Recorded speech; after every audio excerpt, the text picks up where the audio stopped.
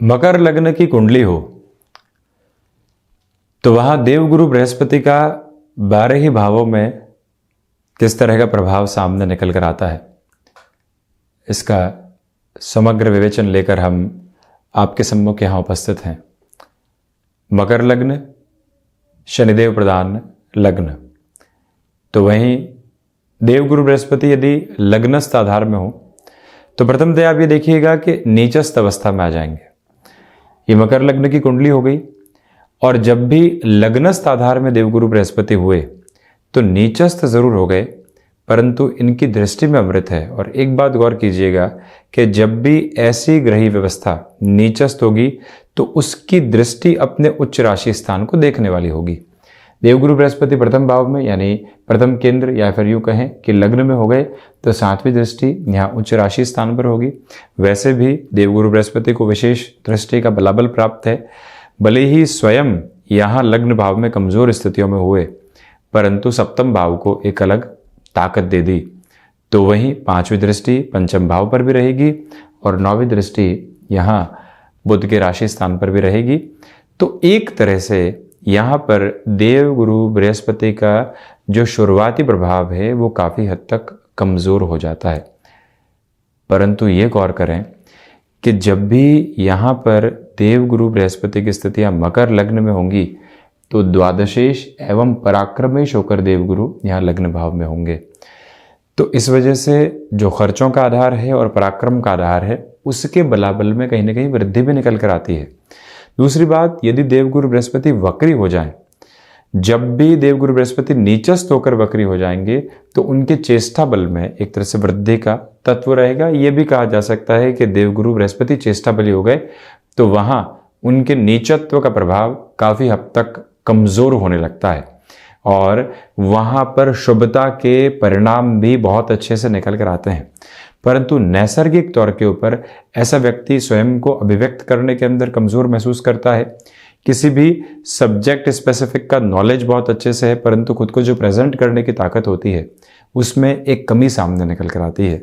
दूसरी अवस्था में आप ये भी देखिएगा कि यहाँ पर देवगुरु बृहस्पति व्यक्ति के मन के भीतर अस्थिरता भी कई बार देने वाले हो जाते हैं। किस कामकाज की तरफ जाऊं, कहाँ बढ़ूं, क्या प्रक्रिया अपना कर चलूं, ये एक नेगेटिव बेस भी निकल कर आता है। परंतु गृहस्थ पक्ष के साथ में काफ़ी हद तक बेनिफिट वाली अप्रोच भी रहती है। जब भी खुद के जीवन में जीविकोपार्जन को ले लीजिए, कामकाज की कोई और स्थिति को ले लीजिए, कमजोरी महसूस होने लगी तो वहीं पत्नी या फिर पति पक्ष की तरफ से एक पॉजिटिव अप्रोच भी कंटिन्यूअस नोट पर निकल कर आती हुई देखी जा सकती है। ये भी एक सकारात्मक पक्ष साथ में चलता हुआ प्रतीत होता है। व्यक्ति के लिए भाग्य का सहयोग यहाँ ठीक ठाक स्तर पर रहता है, परंतु उसकी शिक्षा जीवन के क्रम में काफ़ी बार उसको सहयोग भी करती हुई प्रतीत होती है। द्वितीय भाव के साथ शनिदेव के मूल त्रिकोण में रहे, कारक भाव को हानि पहुंचाने वाले रहे, परंतु विशेष बात ये रहती है कि यहाँ वाणी एक धीरता और गंभीरता लिए हुए होती है। व्यक्ति जो भी बात कहेगा उस बात में एक वजन होगा, तथ्यों के साथ में संकलित वो स्थिति रहेगी। ये एक ऊर्जा यहाँ निकल कर आती है। परंतु कुटुंबी जनों की ओर से व्यक्ति जो भी अपेक्षा रखता है वहाँ उतने पॉजिटिव नोट उसके साथ में चलते हुए प्रतीत नहीं होते। दूसरी महत्वपूर्ण बात यह भी है कि धनागमन के कई सिरे विकसित कर देने के बाद में ही उसे एक क्षेत्र विशेष के साथ में हल्की फुल्की सफलता मिलती है। ऐसे व्यक्ति के लिए जो फाइनेंशियल अप्रोच निकल कर आती है वो बहुत ज़्यादा जद्दोजहद के बाद में पॉजिटिविटी को एस्टेब्लिश करने वाली होती है। ये भी एक प्रमुख अवस्था यहाँ सामने रहती है। वहीं पराक्रम भाव की यदि हम चर्चा करते हैं तो यहाँ देवगुरु बृहस्पति स्वग्रही हो गए। लग्न से 3-11 का संबंध बना, यहाँ स्वयं स्वग्रही हुए, द्वादशेश से 4-10 का संबंध बनाते हुए हो, और वहीं जो एक तरह से गृहस्थ भाव है उसके ऊपर दृष्टि भी रही। तो इसी वजह से ऐसा व्यक्ति कॉरपोरेट कल्चर में जुड़ा रहे तो आगे से आगे समानांतर तौर के ऊपर उसको वृद्धि मिलती हुई प्रतीत होती है। एक जॉब से फ्री हुए, दूसरी जॉब की अप्रोच वहां कंटिन्यूअस नोट पर सामने रहती चली गई। ये भी एक पक्ष यहाँ पर रहता है। दूसरे आधार पर आप ये भी देखिएगा कि छोटी छोटी यात्राओं से संबंधित कामकाज में काफी हद तक वृद्धि भी साथ में रहने वाली होती है। और इसी के साथ ऐसा व्यक्ति यात्राओं से संबंधित कामकाज में स्वयं को सफलता के साथ लेकर चलता है। जहां दूसरे लोग किसी कार्य को जोखिम समझते हैं, वो वहीं पर रिस्क की अप्रोच के साथ में खुद को आगे बढ़ाता है और अच्छे रिजल्ट्स भी लेकर आने वाला हो जाता है। ये पराक्रम भावस्थ स्थितियों से देव गुरु बृहस्पति का प्रभाव भी सामने निरंतर चलायमान रहता है। तो वहीं व्यक्ति के लिए लाभ के सिरे उसके पुरुषार्थ से निकल कर आते हैं। जैसे जैसे पुरुषार्थ बढ़ा, वैसे वैसे उसका लाभ बढ़ता चला गया।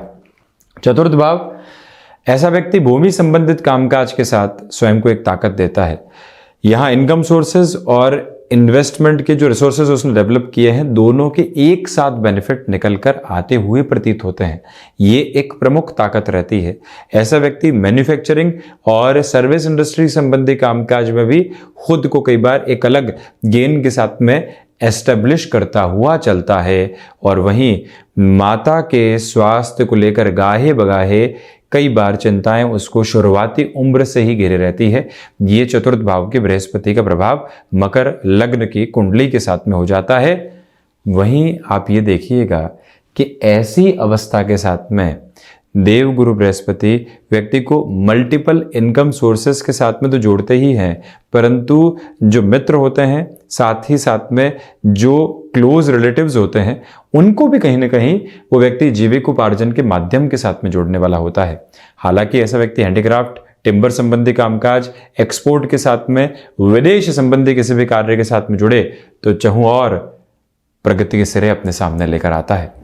वहीं हम यदि फिफ्थ हाउस की तरफ बढ़ते हैं तो आप ये देखिएगा कि यहाँ पर शुक्र के राशि स्थान में देव गुरु बृहस्पति प्रथमतया तो पंचम भाव के कारक भाव की हानि करने वाले नहीं होते। ऐसा व्यक्ति शेयर मार्केट संबंधी निवेश में खुद के हस्तक्षेप को बढ़ाता है। ट्रेनिंग संबंधी फील्ड के साथ में जुड़कर उसका आत्मविश्वास एक अलग सिरे के साथ में देखा जाता है।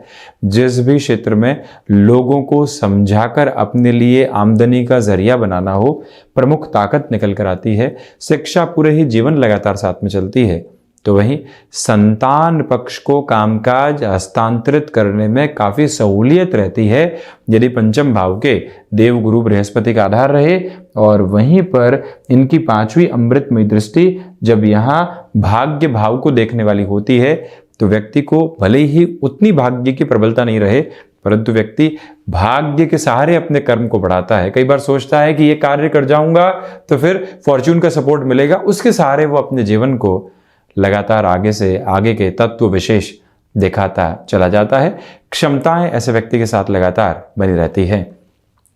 सिक्स्थ हाउस, बुध के राशि स्थान में देवगुरु बृहस्पति, परंतु गौर कीजिएगा कर्म भाव को देखने वाले द्वादश और द्वितीय भाव को देखने वाले, स्टमक को रिलेट करती हुई प्रॉब्लम के साथ में ऐसा व्यक्ति कई बार त्वचा जनित विकार से भी खुद को कई बार डिस्टर्बेंसेस के साथ में रखने वाला हो जाता है। ये एक प्रमुख नकारात्मक पक्ष सामने निकल कर आता है।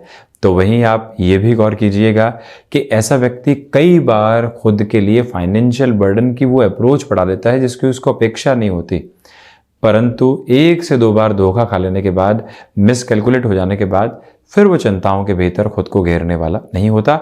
ये एक प्रमुख सकारात्मक पक्ष भी रहता है। तो वहीं शत्रु पक्ष के साथ में ऐसा व्यक्ति लचीला व्यवहार करके उनको भी मित्र बनाने की ताकत जरूर रहता है, परंतु ओवर थिंकिंग का शिकार भी जीवन में कई बार होता हुआ प्रतीत होता है। अब विशेष बात यहां देखिए कि जैसे ही सप्तम भाव में देवगुरु बृहस्पति हो गए तो पंच महापुरुष योगों में से एक योग हंस योग बन गया। इसी के साथ गृहस्थ पक्ष के साथ में सामंजस्य बहुत अच्छे से रहता है। यदि महिला की कुंडली हो तो ये बात जरूर कहेंगे कि गृहस्थ पक्ष के साथ में घर्षण निकल कर आते हैं, परंतु ये देखिएगा कि व्यापारिक जीवन में ऐसा व्यक्ति तन्मयता से जुड़ता है। उसके रिफ्लेक्शंस, उसकी पॉजिटिविटी, उसका ऑरा लोगों को प्रभावित करता चला जाता है। इसी के साथ बिजनेस पार्टनरशिप में ऐसा व्यक्ति बहुत सोच समझ कर निर्णय लेता है। टिम्बर संबंधी कामकाज, एजुकेशनल इंस्टीट्यूट संबंधी कामकाज, बिजनेस में एक से दूसरी तरफ उस स्थिति को आगे बढ़ाना, पारिवारिक पक्ष ने कोई भी व्यापार को खड़ा किया था अब उसको आगे चाहूं और प्रगति कैसे देनी है, ये सप्तम भाव के बृहस्पति का आधार रहता है। तो वहीं रिलेशन के साथ में व्यक्ति संशय के साथ चलता हुआ बारंबार प्रतीत होता है। ये भी एक प्रमुख नकारात्मक पक्ष यहाँ उसे घेरे रहते हैं।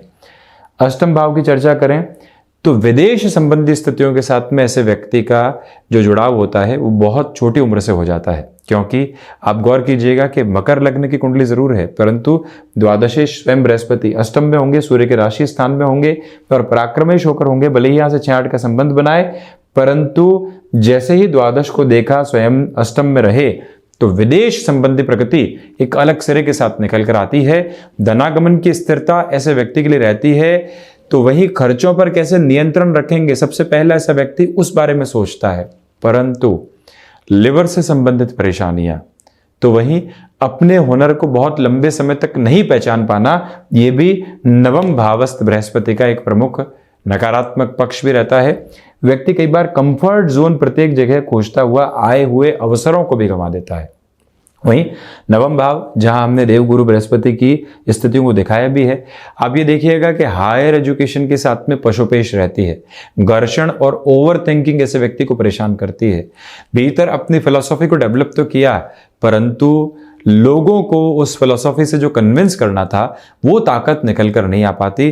परंतु शिक्षा ऐसे व्यक्ति के लिए जीविकोपार्जन का माध्यम बन सकती है, और वहीं निर्णायक मौकों के ऊपर ऐसे व्यक्ति का आत्मविश्वास उसको चहुं और प्रगति देता है।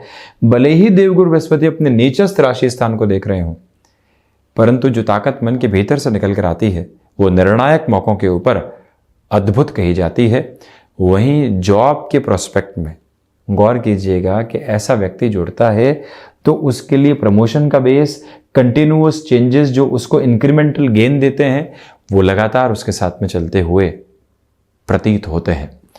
दशम भाव में देवगुरु बृहस्पति जब भी रहें तो ये गौर करने की आवश्यकता होती है कि शुक्र के राशि स्थान में देवगुरु बृहस्पति एक स्मार्ट वर्किंग अप्रोच व्यक्ति को देते हैं। उसके व्यक्तित्व की आभा के साथ में एक संतुष्टि रहती है।